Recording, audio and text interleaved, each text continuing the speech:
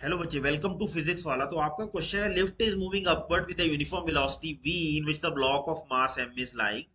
Frictional force offered by the block when coefficient of friction is mu is 0.5 will be।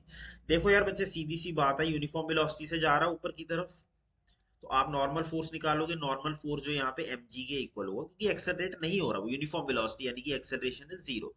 बच्चे चलो ठीक है, अच्छी बात है, नॉर्मल फोर्स तो एग्जिस्ट कर रहा है, लेकिन कोई उसको मूव करने वाला तो फोर्स है ही नहीं। ऊपर की तरफ जा रहा है ना वो, ऊपर की तरफ जा रहा है। उसको कोई हॉरिजॉन्टल डायरेक्शन में मूव करने के लिए भी तो फोर्स चाहिए, तभी तो फ्रिक्शन एक्ट करेगी। फ्रिक्शन तभी एक्ट करेगी ना यार। तुम एक जगह पे खड़े हो, ब्लॉक को रखा हुआ है, और ना तुम इस डायरेक्शन में मूव कर रहे हो हॉरिजॉन्टल डायरेक्शन में, ना इस डायरेक्शन में, तो तुम कोई फोर्स अप्लाई ही नहीं कर रहे। जब तुम कोई फोर्स अप्लाई ही नहीं कर रहे तो फ्रिक्शन एक्ट ही नहीं करेगा, तो वैल्यू ऑफ फ्रिक्शन कितना होगा?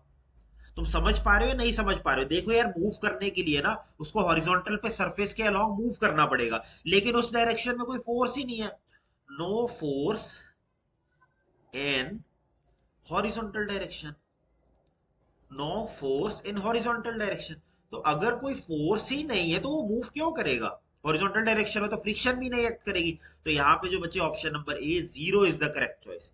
या तुमने ब्लॉक को रख दिया यहाँ पे और तुम बोलो फ्रिक्शन कितना है। फ्रिक्शन यार तभी एक्ट करेगा ना जब तुम ब्लॉक पे कोई फोर्स इस डायरेक्शन में लगाओगे, तभी तो फ्रिक्शन एक्ट करेगी, लेकिन यहाँ एक्ट कर ही नहीं रही। तो zero is the correct option. Thank you, I hope you understand.